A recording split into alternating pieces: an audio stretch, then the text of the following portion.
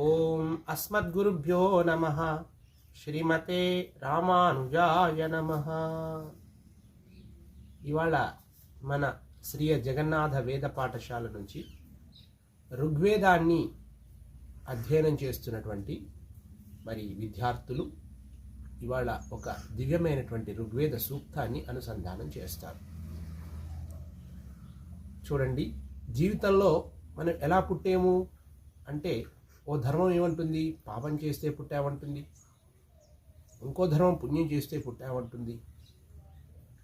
కొంచెం సైన్స్ దాకా వస్తే శుక్రకణము అండము కలిస్తే జీవం ఉద్భవమైంది అని చెబుతోంది.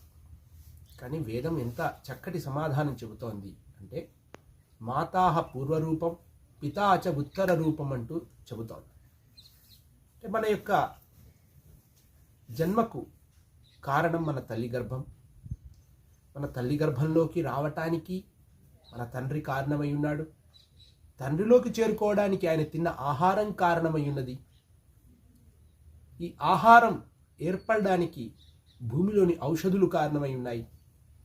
ఈ ఔషధుల్లో ఉన్నటువంటి మూల రూపం ఏమి అంటే నీరు. నీటిలో ఉన్నటువంటి మూల రూపం ఏమంటే అగ్ని.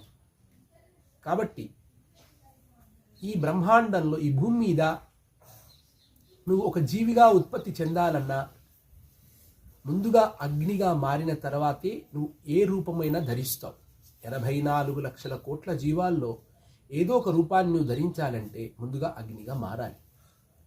కాబట్టి అగ్నికి మన ఆరాధనలో అంత గొప్ప సముచితమైన స్థానం ఉన్నది.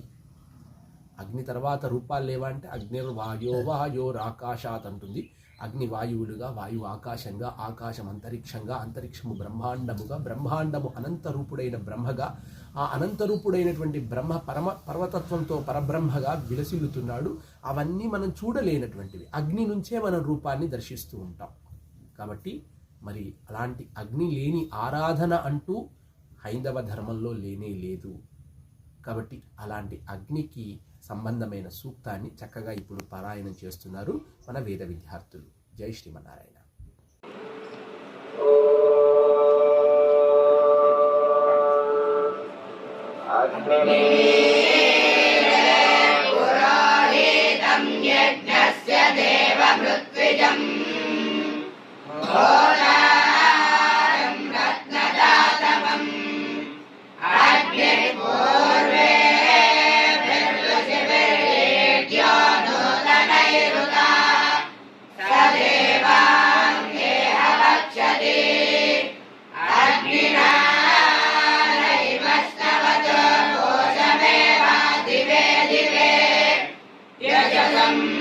वीरवत्तमम् आग्नेयं यज्ञमत्